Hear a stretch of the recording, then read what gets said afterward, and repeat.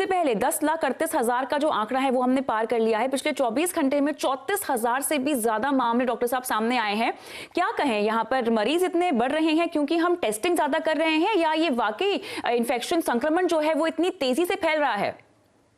नहीं, ये मरीज सोसाइटी में थे। अगर हम पहले से इतने ज्यादा टेस्ट करते तो हमारी संख्या रोज इतनी ही बढ़ती। ये इसमें कोई चिंता की बात नहीं है, खुशी की बात है।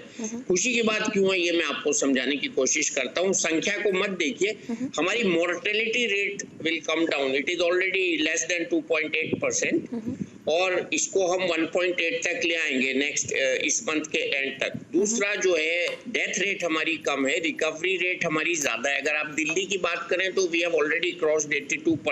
Country wide recovery rate is 68.7% today. So we are heading towards a better future, but there are lots of but people are not taking care. Like in Bihar, in Kerala, you see Kerala mein this is again flare up. Kerala was doing very good. Educated portion of Kerala was doing very good. और this is the rural portion. People are not aware. उन तक message नहीं पहुंचा है, उनको ये नहीं पता है कि हमको मास्क लगाना है। वो केरला में तो हर आदमी कपड़ा डालता है सर पे, उसी कपड़े को वो कवर कर सकता है मुंह को। तो उनको बताना चाहिए कि आप घर में रहिए, आप अपने को बाहर मत निकालिए। तो केरला में जो कम्युनिटी ट्रांसमिशन की खबर आई है डॉक्टर साहब, वो क्या है? किसे किसे कहते हैं कम्युनिटी ट्रांसमिशन और कैसे फैलने से रोक सकते हैं? जो है ये इसलिए हुआ है कि हमको सोर्स का पता नहीं चल रहा है। Virus is in the air. WHO has agreed that virus is in the air. Virus has gone uncontrolled. So if the virus is in the air, what we have to do, we have to shield ourselves. हमको अपने को cover करना है।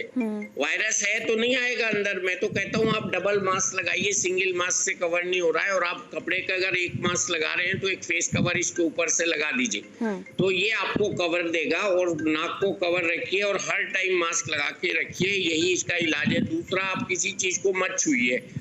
आप पागलपन की हद तक इस बात की आदत डालिए कि हमको फेस नहीं छूना है, आंखें नहीं छूनी है, नाक नहीं छूनी है। आप घर में तो केरला का लोग जब आता है तो सबसे पहले पैर धोता है, तो उसको बोलो हाथ भी धोए।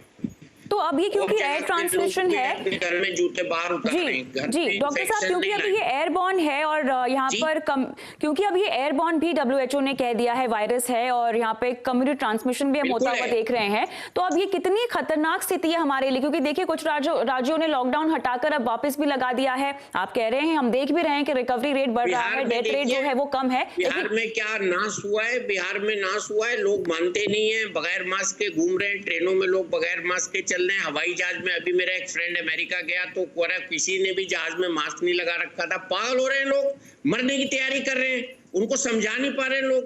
प्रधानमंत्री जी कितना समझाएंगे भाई? हमारे डॉक्टर हर्षवर्धन ने समझाया, प्रधानमंत्री जी रोज समझा रहे हैं। अभी हमारी इज्जत बची हुई है मुल्क की, लेकिन वो मुल्क की इज्जत को मिट्टी में मिलाना चाह रहे हैं लोग। ज्यादा बड़ा काम नहीं करना उनको 3 काम करने हैं। तो मतलब कुल मिला के यहाँ पर हैंड सैनिटाइजेशन और मास्क, जी 3 काम करने बस। तो कुल मिला के हम कह सकते हैं कि इतना चिंता की बात नहीं है, ऐसा आप ये कहना चाह रहे हैं? जी, चिंता मुझे इस बात पे है कि लोग समझ क्यों नहीं पा रहे हैं। इतना नुकसान हो रहा है देश का, इतना बहुत ज्यादा फाइनेंशियल लॉस हो रहा है। आपको पता है दिल्ली के सब बड़े बड़े शोरूम बंद हो गए, और जगह भी ये हुआ होगा। तो ये किराया नहीं है दुकानदारों के पास देने का, तो क्या करेगा? दुकान बंद करेगा, फिर कहाँ से खाएगा? तो ये उसके लेबर का भी नुकसान होगा। तो लोगों को ये बात समझनी है कि जब तक हमारे पास वैक्सीन नहीं है, हमको वायरस को शरीर में नहीं जाने देना। इतनी सिंपल सी बात लोगों को समझ में नहीं आ रही। इतनी प्यारी बात है ये कि भैया वायरस से बचना है। ये मान लो कि वायरस हमको चारों तरफ से घेर लिया है। वायरस ने एक कांटेदार झाड़ी है, उसके बीच से हमको निकलना है, और मलमल के हमारे कपड़े हैं, उसको हम कैसे बचा के अपने दामन को निकल जाएं, इस वायरस से हम बच जाएं, ये हमको करना है। तो क्लियरली हमें अपना डिसिप्लिन जो है वो मेंटेन करना होगा। बेसिक जहां तक हाइजीन की बात है, उसमें सैनिटाइजेशन और इम्यूनिटी को दुरुस्त करने के, उसको मजबूत करने के। जी सर, जी बता रहा हूँ, अभी तक किसी ने नहीं बताई। जल नीति की प्रैक्टिस करो। जब भी घर आओ अपनी नाक सबसे पहले धो लो। अगर वायरस नाक में चला भी जाएगा ना तो रेस्पिरेटरी सिस्टम में नहीं जाएगा। जल नीति करो, या साबुन के फोम बना के उससे अपनी नाक धो लो, वो अपना फोम से वायरस मर जाएगा अगर नाक में बैठ गया जाके। तो गार्गल कर लो, ये मैं 3 चीजें एडिशनल बता रहा हूँ। और बेसिक स्टीम भी लिया जा सकता है। जी डॉक्टर साहब बहुत बहुत शुक्रिया जुड़कर अपने टिप्स हमारे दर्शकों को देने के लिए।